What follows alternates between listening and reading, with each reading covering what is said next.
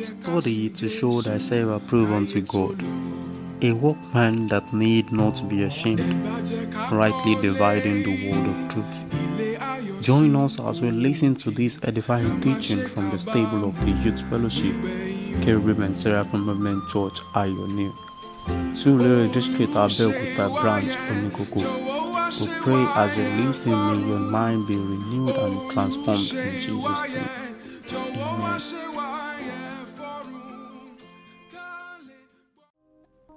Jésù lórúkọ tó dájú láyé àti lọ́run. Àwọn áńgẹ́lì wólẹ̀ fún Jésù lẹ́nu ó.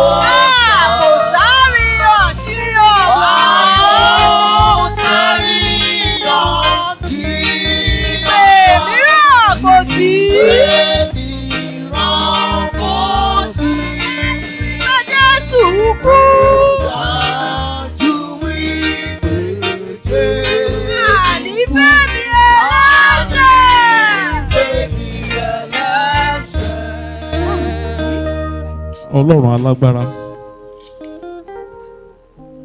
a fi ìyìn àìlópin fún yín, a gbé yín ga fún ọjọ́ ńlá òní, fún ìyanu tí ẹ̀yin Ọlọ́run ń ṣe nínú ìjọ yìí, fún ògo tí ẹ̀yin Ọlọ́run tún sọ̀kalẹ̀ lónìí. Ọlọ́run gba ọpẹ́ wa, Ọlọ́run gba ẹ̀yìn wa, a gbé yín ga níbi àyè ńlá. Ẹ̀yin tẹ́ ẹ dá ayé, tẹ́ ẹ sọ lọ́jọ́, tẹ́ ẹ sì gbé ayé kalẹ̀ sórí omi tí kò lè yí. Ọba tó lọ kọrin kése bí alágbálúgbó omi, a fi ìyìn fún yín, a gbé yín ga. Ọlọ́run gbọ́ ọpẹ́ wa, Olúwa jọ̀ọ́ gba ẹ̀yìn wa. À ń lọ nínú ọ̀rọ̀ yín ní orúkọ Jésù Kristi ti Násárẹ́tì, méjì tàbí mẹ́ta tí a ó sọ ní orúkọ Jésù jẹ́ kó ṣe ọkàn wa lóore. Ìwọ ni ọ̀rọ̀. Bíbélì ṣàsọ ní Jòhánù orí kìíní ẹsẹ̀ kìíní, ó ní ilé àtètèkọ́ṣe ni ọ̀rọ̀ wà, ó ní ọ̀rọ̀ sì wà pẹ̀lú Ọlọ́run, Ọlọ́run sì lé ọ̀rọ̀ náà. Ìwọ lé ọ̀rọ̀. Ọlọ́run sọ̀kalẹ̀ kó gún wá sí àwùjọ yìí lónìí, sọ̀kalẹ̀ sáàárín wa lónìí. Ọlọ́run túmọ̀ ọ̀rọ̀ rẹ ní ọkàn wa, la ọ̀rọ̀ rẹ yé wa Olúwa, pẹ̀lú wa nínú ọ̀rọ̀ náà. Ọlọ́run wà pẹ̀lú wa, a ó máa yìn ọ́, a ó máa gbé yín ga.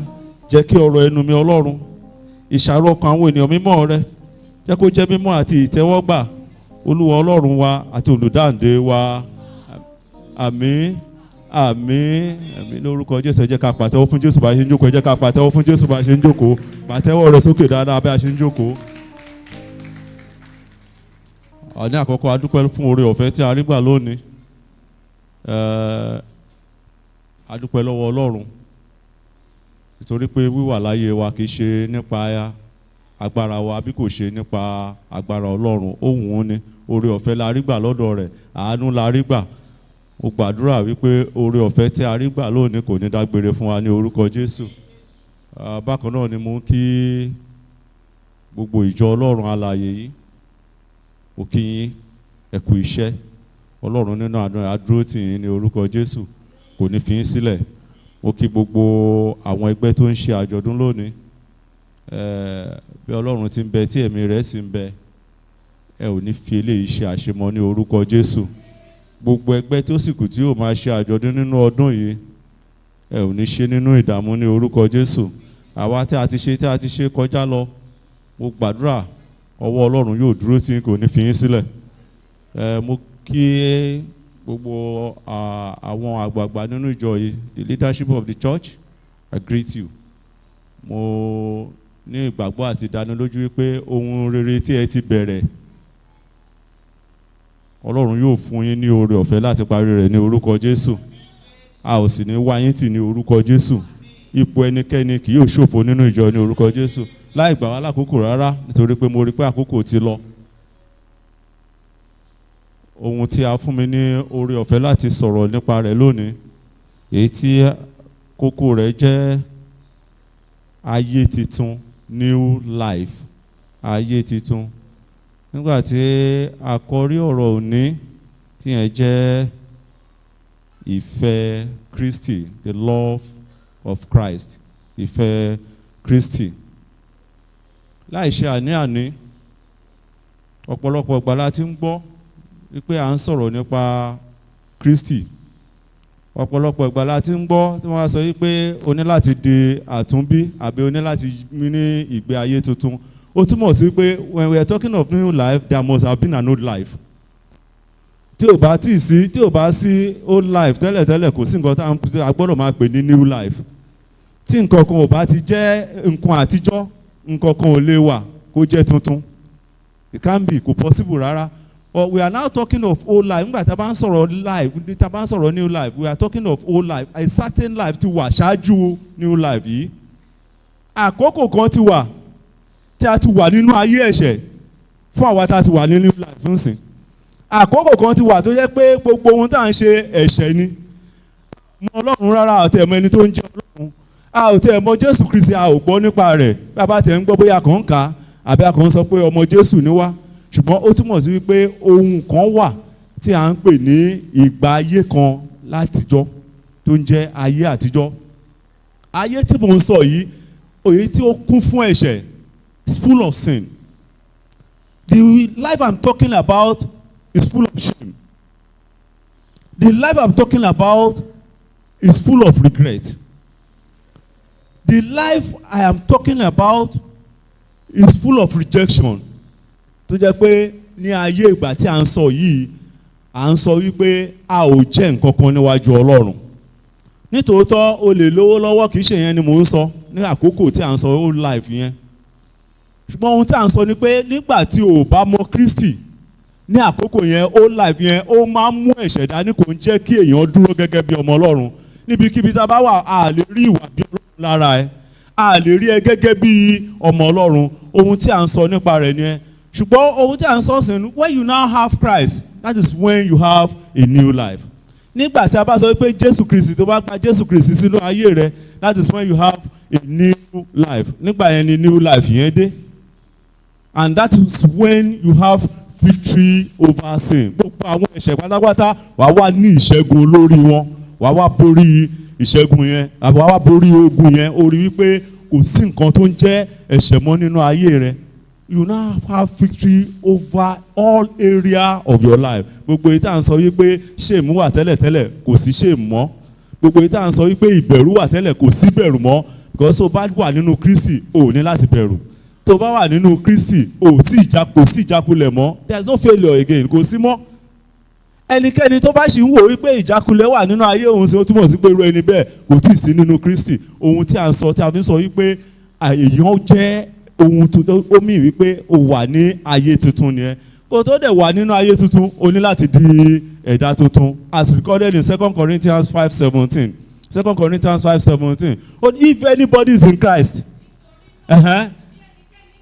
bí ẹnikẹ́ni bá wà nínú Kristi, ó ti di ẹ̀dá tuntun. Is not a new person. All things are past. Àwọn yẹn ti lọ, they are gone. Yes. Ó kíyèsí wọn di tuntun. So if tó bá mọ̀, at the time you now know Christ, tó bá mọ̀ ẹni tó ń jẹ́ Kristi, wàá mọ̀ wípé o ti di ẹ̀dá tuntun ní tòótọ́. Ohun àtijọ́, old things tá à ń sọ yẹn, ó ti kọjá lọ. Kíyèsí gbogbo ẹ̀, ó wá di ọ̀tun. Òun ni mo pè ní new life. And therefore, I'm now introducing us to that topic, the love of Christ. Ìfẹ́ Kristi, the love of Christ. Tí a bá ń sọ̀rọ̀ ìfẹ́ Kristi, tí a bá sáré lọ sínú lesson tí a kà lẹ́ẹ̀kan, ẹ jẹ́ ká sáré wo lesson yẹn. John 15:13 kí ló sọ? John 15:13 kí ló wí? Yes. Kò sí ẹnìkan, Kristi, we are referring to Christ there. Kò sí ẹnìkan tó ní ìfẹ́ tó ju èyí lọ. Yes. Pé ó lè fi ẹ̀mí rẹ̀ lélẹ̀. Yes. Nítorí àwọn ọ̀rẹ́ rẹ̀. Who are those friends? Who are those friends we are talking about? We are talking of àwa. Èèyàn mọ̀ ó ní pé ẹ jẹ́ kí n kú nítorí àwọn èèyàn wọ̀nyí. I know at this time níbi tá a dé yìí, at the point where we are today, ọ̀pọ̀lọpọ̀ wa a ò lè fi nǹkan tá a ní bá ọ̀rẹ́ ṣeré. But this man, ó mọ̀ wípé nígbà tí ẹ̀mí bá bọ́, tí ẹ̀mí bá ti bọ́ tán, kí ló kù? Kò sí nǹkan kan mọ́ àbí? Kò sí anything mọ́, ó ti parí náà, that's the end of it. Ó ti lọ. Ó dẹ̀ wò ó wípé láìṣẹ̀ ó wá, ó dìde, jẹ́ kí n lọ fún àwọn èèyàn, jẹ́ kí n lọ kú fún wọn, ó wá, ó ṣiṣẹ́ ìgbàlà yẹn, ó dẹ̀ kó mọ̀ wípé òun máa kú nítorí tiwa, àbí láti ra ìgbàlà fún wa, láti ra ìyè fún wa. And because of that, when at the time tí à ń wò ó, tí à ń wo nǹkan tó ń sọ yìí, ìfẹ́ wo ló tún lè ju eléyìí lọ? Ẹ jẹ́ ká wò dáadáa, ìfẹ́ wo ni ó ju eléyìí lọ? That somebody will now say wípé ẹ̀mí mi jẹ́ kó bọ́ nítorí àwọn èèyàn wọ̀nyí kí wọ́n lè rí ìgbàlà. We are now saying that this love of Christ is an unconditional love. We are talking of his love as being genuine. Kì í ṣe ìfẹ́ tí àwa tá a wà láyé òde òní ní tá à ń parọ́ fún, tá a máa jọ parọ́ fúnra wa. Tí wàá ní ọ̀rẹ́ tí wàá sọ pé ọ̀rẹ́ mi ni o nítòótọ́, ṣùgbọ́n tó bá pè é, tó bá jọ mo fẹ́ wá bẹ́ẹ̀ nílé, ṣé o wà nílé? A ní mi ò sí inú ilé ló wà o. A ní mi ò sí nínú ilé kékeré nìyẹn. We are talking of this love as a complete one, total love, complete. Kì í ṣe pé fún ìgbà díẹ̀ kan, kì í ṣe pé fún sáà díẹ̀, kì í ṣe pé let me love this person for some time. No, that's not what we are talking of. We are talking of love of Christ. Ìfẹ́ tó lágbára, ìfẹ́ tó jinlẹ̀ gidigidi. It's the greatest love indeed. Ìfẹ́ tó lágbára tí èèyàn fi lè fi ẹ̀mí rẹ̀ sílẹ̀, tó jọ̀wọ́ ẹ̀mí rẹ̀ sílẹ̀ nítorí kí èmi lè rí ìyà àti ẹ̀yin, kí a lè rí ìgbàlà, kí gbogbo ayé lè rí ìgbàlà. Ó wá nítorí tiwa, ó sì kú nítorí tiwa, ó kú lórí igi àgbélébùú. Ẹ bá mi wo 2 Corinthians 17 yẹn again. 5. 2 Corinthians 5. Ẹ jẹ́ ká wò from 18 upward. Àti ká 17 lẹ́ẹ̀kan, yes. Yes. Ẹni tó ti pàṣẹ Jésù Kristi, if ó mì wípé tí Jésù Kristi ò bá wá, ó ṣeé ṣe kí Ọlọ́run má dáríjì wá, kó má dáríjì ayé yìí. Ó ṣeé ṣe kó tẹ̀ tí wò pé jẹ́ kí n cancel ayé, jẹ́ kí n cancel wọn kúrò, jẹ́ kí n gbé wọn kúrò. If Jesus, yes, kàwé. Yes. Yes. Ó ń bá aráyé làjà, yes. Kò ká gbogbo ẹ̀ṣẹ̀ wa, gbogbo àwọn ẹ̀ṣẹ̀ tá a ti ṣẹ̀ before he is coming, kò ká sí nǹkan kan mọ́, yes. Ó ti fi lé wa lọ́wọ́. Àwa ní ikọ̀ fún Kristi. Àwa ní, ẹ jẹ́ ká dìyẹn mú, àwa ní ikọ̀, ẹ jẹ́ ká jókòó ńbẹ̀ yẹn náà. Àwa ní ikọ̀ fún Kristi. The essence of this love, òun ni pé he wants to bring us closer to God. Jesus Christ wants to bring us closer to God. He wants us to remain friends with God. Kò fẹ́ kí ìyapa ìyà wà láàrin àwa àti Ọlọ́run. Ló ṣe dúró láti sọ wípé tí n bá fi ẹ̀mí mi lélẹ̀ ńkọ́ Ọlọ́run sì gbàgbọ́ pé tó bá ti fi ẹ̀mí rẹ lélẹ̀, ó ti parí. Kò sí wàhálà, kò sí nǹkan kan, kò sí ṣòro. Má dáríjì ayé, ó sì fi ẹ̀mí rẹ lélẹ̀. Ṣùgbọ́n kí ni nǹkan tí àwa ń sọ níbí báyìí? Nítòótọ́ Bíbélì sọ níbẹ̀, ó ní àwa ni ọ̀rẹ́ Jésù Kristi, àbí bẹ́ẹ̀ kọ́ ni? Nítorí ẹ̀ ló ṣe fi ìfẹ́ rẹ̀, ló ṣe fi bá wa làjà, àbí bẹ́ẹ̀ kọ́? Ẹ bá mi sáré wo, ẹ jẹ́ ká sáré wo ní John 15 yẹn again ní lesson ta kà yẹn 14-15, yes, ẹ jẹ́ ká sáré wo. John 15, 14, 15. John 15, 14, 15. Yes. Yes. Èmi kò pè yín, yes, èmi kò pè yín ní ọmọ ọ̀dọ̀ mọ́, yes.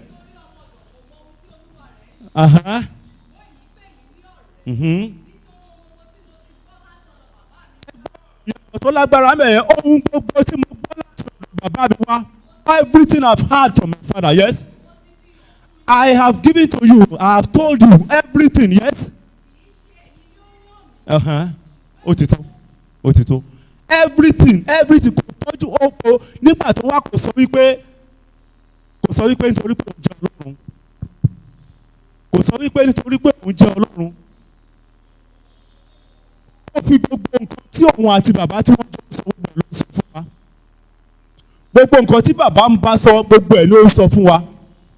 Níbi tí ó sì ti ń sọ bó ṣe ń sọ, ó fẹ́ ká mọ̀ wípé kò sí ìyapa láàrin wa òun àti Ọlọ́run. Ó fẹ́ ká mọ̀ wípé nǹkan kan náà ní gbogbo wa pẹ̀lú òun àti Ọlọ́run. And that is why he said ọ̀rẹ́ mi lẹ́yìn jẹ́, ọmọ Ọlọ́run ni í ṣe, kì í ṣe ẹrú mọ́. Ṣùgbọ́n ní àkókò tí mo sọ yìí, ọ̀pọ̀lọpọ̀ nínú wa a ṣì wà ní ipò ẹrú. A ò fẹ́ mọ̀, ọ̀pọ̀lọpọ̀ ò tí ì mọ̀ títí di àkókò yìí, ọ̀pọ̀lọpọ̀ ò tí ì mọ̀ irú ìfẹ́ tí Jésù Kristi ní. Ìfẹ́ tí à ń sọ̀rọ̀ rẹ̀ yìí, ọ̀pọ̀lọpọ̀ ò tí ì mọ̀. Ẹ jẹ́ kí n sáré sọ̀rọ̀ ọ̀rọ̀ yìí lọ, bóyá Ọlọ́run lè ràn wá lọ́wọ́ láti lè débẹ̀, because the time is going. Ohun tá a ní láti ṣe, ẹ jẹ́ ká sáré ohun tá a ní láti ṣe. We have to accept Jesus Christ fully. A ní láti gbà á. Kì í ṣe bá a ṣe sọ pé àgbà ń sìn, ọ̀pọ̀lọpọ̀ wa ti máa sọ pé ṣe àgbà Jésù Kristi, a ní àgbà gbọ́, àbí bẹ́ẹ̀ kọ́? Tí bá ní ṣe àgbà Jésù Kristi wa ní a ní láti gbà á, ṣùgbọ́n ọ̀pọ̀lọpọ̀ wa àgbà ní ẹnu lásán ni. Tí a bá rí ọ̀pọ̀lọpọ̀ wa, àwọn ohun tó wà lọ́wọ́ wa kò ṣeé rí. Tí a bá rí àwọn ohun tí à ń ṣe kò ṣeé gbọ́. Tí a bá rí àwọn nǹkan tí a sì ń dì mú, a rí i pé a ò sí nínú Kristi, a kàn ń parọ́ fúnra wa ni. Ẹ jọ̀ọ́ má bínú, mẹ́sẹ̀jì kan wà kí n tó wọ́ sí orí igi, mo gbàgbé. Ẹ jọ̀ọ́ kí n tó máa tẹ̀síwájú mẹ́sẹ̀jì yẹn. Mi ò mọ̀, àwọn èèyàn kan, Ọlọ́run ní pé àwọn èèyàn kan wọ́n ní ìkùnsínú pẹ̀lú àwọn èèyàn kan nínú, pé bóyá àwọn èèyàn àti àwọn èèyàn kan wọ́n ń jà lọ́wọ́lọ́wọ́, wọ́n dẹ̀ ti wò pé a lè parí ìjà yẹn títí ayé. Tó bá wà bíbí ẹ má nà ọ́, tó bá wà ní rúpò bẹ́ẹ̀, tó bóyá èèyàn kan ó ti ṣẹ́ àbó òun ṣẹ́, tẹ̀dẹ̀ ti wà láàrin pé a ò kíra mọ́. Mi ò lè sọ irú ẹ̀ṣẹ̀ tó ń kó ṣe, ó lè gbé mi jẹ́ lójú ẹ pé a ò ní kíra mọ́, mi ò ní bá sọ̀rọ̀ mọ́. Ẹ jọ̀ọ́ bí ilé sáfìsì ṣe ń lọ, kọ orúkọ ẹni ẹ sínú ìwé, kàn kọ orúkọ ẹ sínú ìwé níbi tó wà yẹn, kọ sí ìwé, má wọrí. Tó bá ṣe tán a máa sọ̀rọ̀ nípa ẹ̀. Irú ẹni bẹ́ẹ̀ máa bá wọn sọ̀rọ̀ tá a bá ṣe tán, Ọlọ́run á gbàdúrà wa. Ẹ kọ orúkọ ẹni ẹ sílẹ̀ sínú ìwé níbi tó wà yẹn, kọ síbẹ̀. Ìbáṣe nìkan, ìbáṣe méjì, kọ sílẹ̀. Ọlọ́run á ràn wá lọ́wọ́. Mo ní pé a ní láti accept Jesus, you have to accept Jesus Christ fully. Tí o bá ti gba Jésù Kristi gbọ́, tó o bá ti gbà, àkókò rèé fún ẹ láti yí padà láti gbà. Àkókò rèé láti rí wípé o gba Jésù Kristi gbọ́. Gbà á pátápátá, kì í ṣe pé kó gbà á fún pàdé ẹ̀. Not àsìkò kankan débi kankan ní àṣebí ẹ̀ṣẹ̀ díẹ̀ ní just a little sin, no. Ensure pé o gbà á fúlẹ̀. Tí Jesus Christ, tí Jésù Kristi tó ń bá fẹ́, tó ń bá nífẹ̀ẹ́ wa, ohun tí à ń kéde rẹ̀ lọ́wọ́lọ́wọ́, òun ni pé wọn náà ní láti ní ìfẹ́ rẹ̀ padà. You have to love him in turn. If Jesus Christ loves you, you have to love Jesus Christ in turn. That's the first thing I want to tell you. Tí Jésù Kristi bá ní ìfẹ́ rẹ, tí o bá tí nífẹ̀ẹ́ Jésù Kristi, rí i pé o dùn láti rí i pé o ní ìfẹ́ ẹni tí à ń pè ní Jésù Kristi. Ní gbogbo ìgbà ló wà lárọ̀ọ́wọ́tó ẹ, ní gbogbo ìgbà ló wà ní ẹ̀gbẹ́ rẹ. Make sure you love him. Romans 12:1-2 kí ló sọ? Romans 12:1-2. Romans 12:1-2 kí ló sọ? Romans 12:1-2. Yes. Ẹ jẹ́ kí a fi ara wa fún Ọlọ́run ní ẹbọ ààyè mímọ́. Òun nìkan, if you are, look, títí di àkókò, let me tell you, tó bá ṣe ń wá sí church, tó bá ti accept Jesus Christ, you are just wasting your time. That's the truth. You are just wasting your time. O ní láti gba Jésù Kristi gbọ́. You have to accept him fully. That's what we are saying here. So ohun tí ó wà ní ayé yìí, o ní láti darapọ̀ mọ́ ohun tí ayé yìí mọ́, torí pé ọ̀rọ̀ orin wa kan ṣàṣọ, ó ní ohun ayé yìí, ó ní ó bá ayé lọ, àbí? Ṣùgbọ́n ìlú tá a bá tẹ̀ sórí òkè, a ò lè fi ara sin. Mo sọ fún wa, the first thing ni wípé a ní láti accept Jesus Christ. The second thing there, òun ni wípé a ní láti nífẹ̀ẹ́ ara wa dénúdénú, love one another. Nínú lẹ́sìn yẹn a kà á ń bẹ̀, kí ni Bíbélì sọ níbẹ̀? Ẹ jẹ́ ká wo nǹkan tí Bíbélì sọ. Love one another the way Jesus Christ loved us. ìwé ẹgbẹ́ pé Jésù Kristi ó fẹ́ràn wa dé inú títí dé ojú ikú títí gbà tó fi even nígbà tó kú gan kòró ti ìyà tó ń jẹ ó sì ń sọ ọ̀rọ̀ tútù jáde ó sì ń bá wa sọ ọ̀rọ̀ tútù ó sì ń wo ó sì ń káàánú wa ẹni tó yẹ káwa máa káàánú òun sì ń káàánú wa. Yes, kí ni ìwé mímọ́ sọ John 15:12 kí ló sọ John 15:12 yes. Ẹ fẹ́ràn ara yín yes gẹ́gẹ́ bí Kristi ṣe fẹ́ràn wa ẹ jẹ́ ká fẹ́ràn ara wa gẹ́gẹ́ bí Kristi ṣe fẹ́ràn ara wa tó ṣe fẹ́ràn wa. 1 Corinthians 13:1 ó sọ kankan ó ní bí èmi tilẹ̀ ń fọ onírúurú èdè àbí bíi ti áńgẹ́lì àbí bẹ́ẹ̀ kọ́ ni ó ní bí èmi kò bá ní ìfẹ́ ó ní èmi dàbí kíni tí ń bá lè olóhùngòrò tó ń dún lásán tó o bá tí ì ní ìfẹ́ dénú kì í ṣe ìfẹ́ ẹnu ìfẹ́ ẹ̀tàn èyí tá à ń sọ jáde èyí tá a kàn máa ń sọ tá a máa ń parọ́ fúnra wa kì í ṣe yẹn là ń sọ o ní láti ní ìfẹ́ dénú nígbà tó bá ní ìfẹ́ dénú nígbà yẹn ni o lè dàbí ẹ̀dá Kristi. Ẹ jẹ́ ká kọ ẹsẹ̀ bíbélì sílẹ̀ mi ò ní jẹ́ ká kà á 1 Timothy 2 verse 3 and 4 1 Timothy 2 verse 3 and 4. Tí a bá ṣì wà ní ipò tí a ò bá tí ì ní ìfẹ́ Kristi dénú à ń tanra wa jẹ ni. 1 Corinthians 13 ẹ bá mi wo 4:7 ẹ bá mi kà 4-7 1 Corinthians 13 4-7 yes. Ìfẹ́ a máa mú sùúrù yes. Ìfẹ́ kì í ṣe ìlara ìfẹ́ kì í sọ̀rọ̀ ìgbéraga ìfẹ́ kì í fẹ̀ kì í hùwà ìtọ́ kì í ṣe atara ti ẹnì kankan a ò gbọ́dọ̀ a kì í mú ìfẹ́ bínú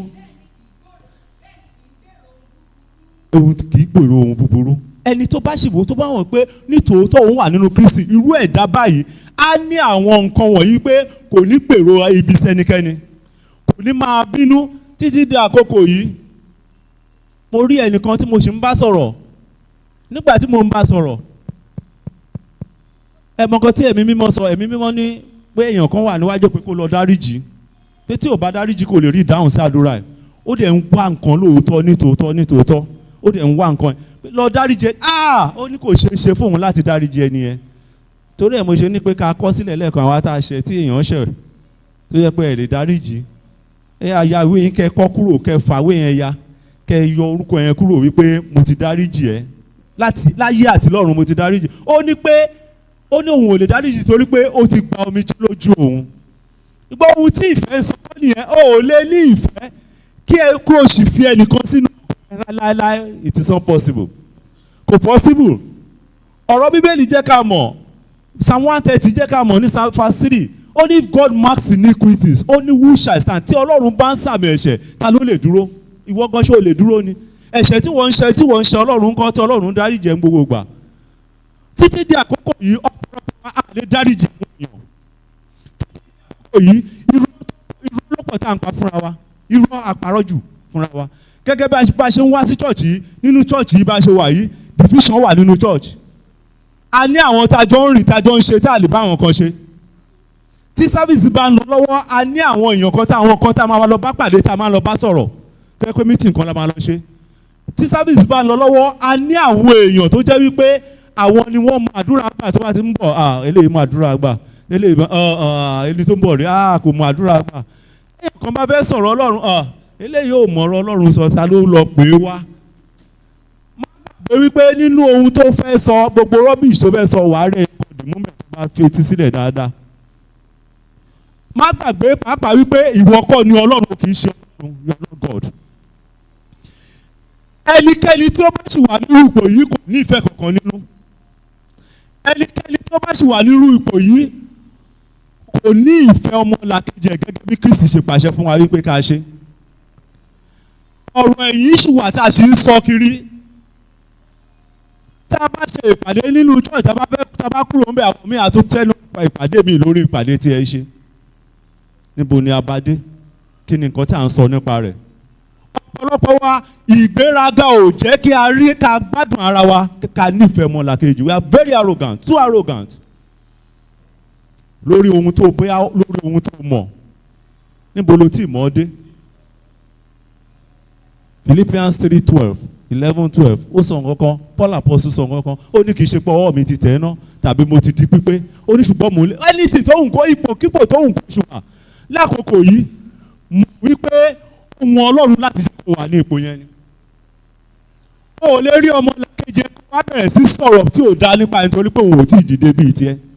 Má gbàgbé wípé ní ìgbà kan ìwọ náà wà ní ipò kan, ní ìgbà kan o ò sí ní ipò tó wà yìí, o rise débẹ̀ somehow somewhere ni.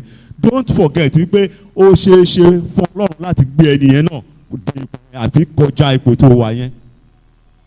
Nítorí ìdí èyí tí a bá ní ìfẹ́ Kristi dénú nítòótọ́, gbogbo orú àwọn èrò tí ara báyìí á ní máa kó. A ní láti wà ní ìdílé láti máa fa ọmọlàkejì wa láti máa fa, tó o bá wà ní ìdílé tó rò pé ẹnìkejì ò tí ì débẹ̀, wọ́n náà wàá dùn láti fà á lọ́wọ́ sókè. Mo gbàdúrà wípé Olúwa yóò gbàdúrà wa ní orúkọ Jésù.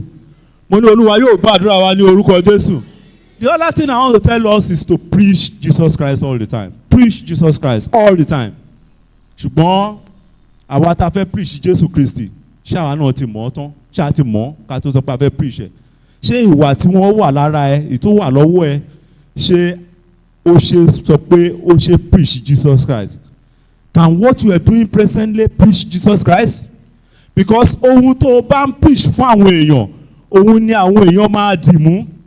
Bọ́n dáadáa ẹni tó bá mọ Jésù Kristi, tó bá ìwọ mọ Jésù, ó wá fẹ́ lọ preach ẹ̀ fún, nǹkan tó bá preach fún ló máa gbà.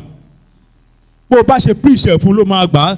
Tó bá dẹ̀ rí ilé náà la tó bá preach Jesus Christ fún, tí ò bá ní ìmọ̀ á wò ó pé ohun dáadáa tó ohun tí wọ́n ṣe ohun dáadáa nítorí wọ́n ló preach Jesus Christ fún. Ṣé ìwà wa pé láti preach Jesus Christ, láti polongo ẹ̀? Can we preach Jesus Christ? Is it possible for us? Rò ó dáadáa, máa rò ó pé ohun tó ń ṣe lọ́wọ́lọ́wọ́ tó bá ṣeé ṣe jẹ́ ká já sílẹ̀, jẹ́ ká sọ́dọ̀ ohun àtijọ́, kí ohun àtijọ́ kí ó lè kọjá lọ. Kí ohun àtijọ́ kí ó lè kọjá lọ. So ohun rọ̀ wá ní àkókò yìí wípé kí a di òpó Jésù Kristi mú. Nítorí ìdí èyí, àwọn ẹgbẹ́ tó ń ṣe àjọ̀dún lọ́jọ́ òní, mo kí yín kú oríire. Ọlọ́run nínú àánú ẹ̀ á dúró tì yín. Ẹgbẹ́ òtítọ́ lójú àti ẹgbẹ́ Jacob àbí James Jacob kọ́ ni àbí kí n pè ní James, ẹgbẹ́ James, mo kí yín, mo kí gbogbo yín kú oríire. Nínú ọ̀rọ̀ yín, nínú ohun tí mo rí ń bẹ̀, Bíbélì ẹgbẹ́ òtítọ́ lójú, ohun tí ó sọ nípa yín ni pé kí a máa sọ òtítọ́ nígbà gbogbo. Òtítọ́ ní gbogbo ìgbà. Ẹ jẹ́ ká wò ó dáadáa, ṣá ń ṣe òtítọ́ ní tòótọ́. Ẹgbẹ́ Jákọ́bù, mo bi wọ́n lẹ́ẹ̀kan, mo béèrè lọ́dọ̀ wọn ká tó wọnú sáfìsì, mo ní kí wọ́n sọ fún mi kí ni iṣẹ́ wọn ní pàtó. Iṣẹ́ wo ni wọ́n ń ṣe? Because at this time, tá a bá tí ì rí nǹkan tí à ń ṣe nínú ìjọ Ọlọ́run, tá a bá tí ì rí iṣẹ́ tí à ń ṣe nínú ìjọ Ọlọ́run, you are just wasting your time coming to church. Kì í ṣe gbogbo èèyàn ló máa bọ́ síwájú ló máa wàásù. Kì í ṣe gbogbo èèyàn ló máa bọ́ síwájú ló máa gbàdúrà. Kò ṣe gbogbo èèyàn ló máa ṣe aṣọ́nà, kò ṣe gbogbo èèyàn ló máa ṣe akọrin. But every one of us, gbogbo wa bá ṣe jókòó, a gbọ́dọ̀ di iṣẹ́ kan pàtó láti máa ṣe. Bó bá ń bá èèyàn sọ̀rọ̀ tó ń pè sí àkíyèsí, òun ṣiṣẹ́ Ọlọ́run ni. Tó bá rí nǹkan tí ò dá lára èèyàn, èyí tí ò bá máa lọ fi pé èyí tó máa lọ ṣe yẹ̀yẹ́ nípa ẹ̀, ó lè pe ẹni yẹn sí kọ̀rọ̀ kó kàn rọra bá sọ̀rọ̀, kó rọra wàásù Ọlọ́run. Ó ní láti sọ pé mo rí yín pé ẹ̀ ń ṣe nǹkan lẹ́ẹ̀kan, kàn wàásù ọ̀rọ̀ Ọlọ́run fún ní eré àbí tó ti rí pé nǹkan tó ń ṣe ò dá. Iṣẹ́ Ọlọ́run ló ń ṣe. O ní láti sọ pé dandan ó dìgbà tó máa fún ẹ ní assignment kan pé wọ́n fún ẹ níwèé wá gbàdúrà bí wá ka lẹ́sìn kó tó ṣiṣẹ́ Ọlọ́run. Àwọn èèyàn kan ló ń gba ilẹ̀ nínú church, àwọn èèyàn kan ń clean nínú church, àwọn èèyàn kan ń fi ohun ìní wọn fi ń bọ̀wọ̀ fún Ọlọ́run. Iṣẹ́ Ọlọ́run ni gbogbo eléyìí. If as today tó bá tí ì ṣe nǹkan kan, ó mì pé o nífẹ̀ẹ́ Ọlọ́run, you don't have Christ, you don't have the love of Christ, o nífẹ̀ẹ́ rárá. Ìfẹ́ Kristi ò sí nínú ẹ, o kàn ń wá lásán ni. Torí náà mo rọ̀ wá, ẹ jẹ́ kí a di òpó Jésù Kristi mú. Kí ni mo fẹ́ fi wá sílẹ̀ lọ lórí ẹ̀? Ohun tí mo fẹ́ fi wá sílẹ̀ lọ ohun mẹ́ta péré ni. I want you to, the first thing is obey Christ and love him all the time. Obey Christ and love him all the time. John 15:10 ẹ wo nǹkan tí bíbélì sọ nínú ìwé lẹ́sìn yẹn. Bíbélì yẹn ó help wa gan, ó ti ràn wá lọ́wọ́. John 15:10 ní kí ni nǹkan tó sọ? Kò sẹ́ni tó fẹ́ kàwé mọ́. John 15:10. Obey Christ and love him is the first thing there. The second thing, you must owe your service to God and to humanity. Owe a service to God and to humanity. O ní láti ṣe iṣẹ́ láti máa ṣiṣẹ́ fún Ọlọ́run. Wo iṣẹ́ tí wọ́n ń ṣe. Bíbélì kan sọ́mbì kan tẹ́rù ti bà mí. Ó ní a ti fi ìpìlẹ̀ lélẹ̀. Ó ní everybody mọ́lé ni. Nǹkan tí wọ́n bá mọ́lé ó máa wà ń bẹ̀. Ṣùgbọ́n má gbàgbé wípé ìpìlẹ̀ yẹn ti wà ń bẹ̀ ẹnì kankan ò lè wo. Kò possible láti wo. Nǹkan tó bá mọ́lé ló máa wà ń bẹ̀. Wọ́n á kọ́ nípa tiẹ̀ pé ó mọ ìpìlẹ̀ tí ò dáa. So you only service tó dáa tó gbọ́dọ̀ máa ṣe ní gbogbo ìgbà. Whether you are in church or you are not in church. Outside this place, níbi iṣẹ́, ní ilé ìwé, o ní láti máa ṣe àwọn nǹkan wọ̀nyí ní gbogbo ọ̀nà bí tó bá wà, níbikíbi tí a bá ti rí ẹ. Jẹ́ kí wọ́n máa rí kí ọ̀rọ̀ kan kó jáde sí ọ̀rọ̀ kan wà tó máa ń jáde sí ọmọ Ọlọ́run. A ní nísinsìnyí ni mo tó mọ̀ wípé ọmọ Ọlọ́run ni ìwọ ṣe àti pé ọ̀rọ̀ Ọlọ́run ní ẹnu rẹ ó ní òtítọ́ ni. That's 1 Kings 17. Òpó Sárífátì ló sọ fún wòlíì Elijah bẹ́ẹ̀. Ó ní ọ̀rọ̀ ọmọ Ọlọ́run ní àkókò mo tí wọ́n pé ọmọ Ọlọ́run ni wọ́n ṣe àti pé ọ̀rọ̀ Ọlọ́run ní ẹnu rẹ̀ òtítọ́ ni. Ṣùgbọ́n tó bá wá sọ ọ̀rọ̀ Ọlọ́run tó lọ hùwà míì àbí tó ń ṣe gẹ́gẹ́ bí ọmọ Ọlọ́run tó ń rí ẹ̀ ń bomi àwọn abèrè lọ́wọ́ ẹ̀ pé ṣe bẹ́ẹ̀ sọ pé ẹ̀ ń lọ sí church. Olúwa dúró tì wá ní orúkọ Jésù. Mo ní Olúwa dúró tì wá ní orúkọ Jésù. Ẹ fẹ́ ṣàbímọ ṣé mo ti ń bú yín ni ẹ má bínú. Ohun kẹta, ẹ jẹ́ kí there must be unity. There must be unity among us all. Unity ẹ jẹ́ kí ìṣọ̀kan kì í ṣe ìṣọ̀kan díẹ̀ o, ìṣọ̀kan tó pé, ìṣọ̀kan pípé ẹ jẹ́ kó wà láàrin wa. Ẹ jẹ́ kó wà láàrin wa kí ìṣọ̀kan yẹn ká má rí ẹni tó ń yí padà tó ń lọ sọ́tún àbí tó ń sọ pé ó ti ṣẹ̀ mí nígbà tí mo kí ẹ wo bó ṣe dá mi lóhùn. Ọ̀pọ̀lọpọ̀ wa la máa ń wò bẹ́ẹ̀. Ṣémi àti ẹgbẹ́ ni wá ni a máa ń wò bẹ́ẹ̀. Èèyàn ni ohun ayé lásán ni gbogbo nǹkan wọ̀nyẹn. Kí ìṣọ̀kan kí ó wà láàrin wa. Kí a rí wípé nítorí pé tí ò bá sí ìṣọ̀kan a kì í ṣe ọmọ Kristi nítòótọ́. A kì í sì ṣe ọ̀rẹ́ rẹ̀. A ò sí nínú ẹbí ẹ̀. If there is no unity, you are not a true member of Christ's family. You are not. You are not. Mo gbàdúrà wípé Ọlọ́run á ràn wá lọ́wọ́. Finally, I want to charge us to possess the love of Christ. Tí a bá ní ìfẹ́ Kristi, ẹ bá mi wo 1 Corinthians 21. 1 Corinthians 21, ẹ bá mi wo verse 21 to 23. 1 Corinthians 3, verse 21 to 23. Ẹ bá mi sáré wò. 1 Corinthians 3, 21 to 23. Yes.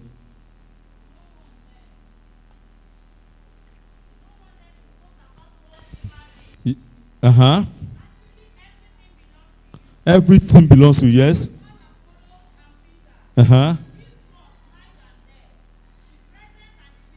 Yes. Yes. Yes.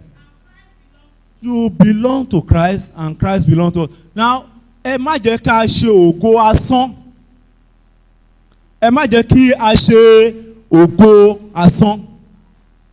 Ògo asán ká máa sọ pé bóyá nítorí pé o mọ nǹkan kan kó bẹ̀rẹ̀ sí ṣe ògo nínú ẹ̀. No, ohunkóhun tí ò bá fi ògo Ọlọ́run hàn, ohunkóhun tí ò bá ń ṣe ti ògo Ọlọ́run jọ̀ọ́ torí Ọlọ́run má dáwọ́lé má ṣe o. Mo gbàdúrà wípé Ọlọ́run nínú àánú ẹ̀ á dúró tì wá ní orúkọ Jésù. Mo ní Ọlọ́run á dúró tì wá ní orúkọ Jésù.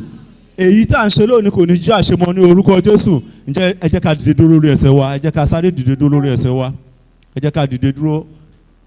Kí ló dé chọ́ọ̀chì tuntun ẹ dìde stand up, ẹ jẹ́ ká dìde, ẹ jẹ́ ká dìde, ẹ jẹ́ ká dìde, ẹ jẹ́ ká sáré bá Ọlọ́run sọ̀rọ̀ ní ìṣẹ́jú kan. Ọlọ́run kò béèrè fún ẹ̀mí nítòótọ́, ẹ̀mí láti pé nínú Kristi. Béèrè fún oore ọ̀fẹ́ láti láti ní ìfẹ́ gẹ́gẹ́ bí Kristi Jésù. A máa ń kọrin á ní mo fẹ́ kí n dàbí Jésù nínú ìwà pẹ̀lẹ́ àbí nígbà tó fẹ́ parí ó ní ṣùgbọ́n kò lè dàbí Jésù àbí bẹ́ẹ̀ kọ́ ni. Ọlọ́run jọ jẹ́ kí n lè dàbí Kristi. Oore ọ̀fẹ́ láti dàbí Kristi Ọlọ́run jọ fi fún mi. Ta ló lè sọ̀rọ̀ bá Ọlọ́run sọ̀rọ̀ níbi tó wà yẹn? Ṣé o lè bẹ̀bẹ̀ fún ẹ̀mí mímọ́ pé kó wọnú ayé rẹ? Ẹ̀mí mímọ́ Ọlọ́run kó jọ kó wọnú ayé rẹ. Ẹ̀mí tí a fi ní ayé tuntun. Ẹ̀mí mímọ́ Ọlọ́run tó fún ni a ní ayé tuntun. Ọlọ́run jọ fi fún mi. Ayé tuntun nínú Kristi. Ọlọ́run jọ fi fún mi. Bá Ọlọ́run fún mi ní àkókò yìí. Ó wù mí láti jẹ́ pípé ní tòótọ́. Ẹran ara bà mí láàyè. Ọlọ́run jọ gbé mi pọ̀. Jọ kú inú mi.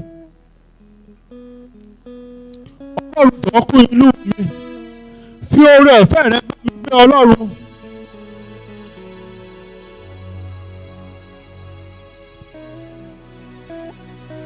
Ọlọ́run fi oore ọ̀fẹ́ rẹ bá mi gbé. Ẹ̀mí tí a fi ní ìfẹ́ pípé. Ọlọ́run jọ gbé wọ̀ mí.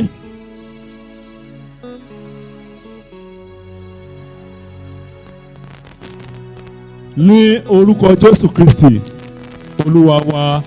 Ẹ jẹ́ ká sáré gbàdúrà ẹyọ kan yìí kí n tó máa lọ. Ẹ jọ̀ọ́ ká dọwọ́ wa sókè. Ọlọ́run jọ bọ́ aṣọ ẹ̀gàn kúrò lọ́rùn mi.